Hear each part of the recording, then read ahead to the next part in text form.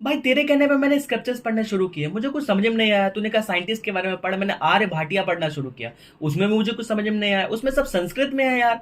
और तू क्या भगवत गीता बताया कर, भगवत गीता में उसके श्लोक लिखे होते हैं, हिंदी अर्थ लिखा होता है, तो उसमें कहाँ से साइंस ढूंढा करता है। वही तो बात है, संस्कृत नहीं आती। और संस्कृत पढ़ी भी क्यों जाए, संस्कृत से कोई जॉब तो मिली नहीं है। और सरकार ने भी संस्कृत को एक ऑप्शनल सब्जेक्ट बना के रख दिया है। दुनिया के दूसरे धर्मों को देखा है, उनकी सिर्फ एक किताब होती है, वो उनको बड़े आराम से पढ़ लेते हैं क्योंकि उनको उनकी लैंग्वेज आती होती है।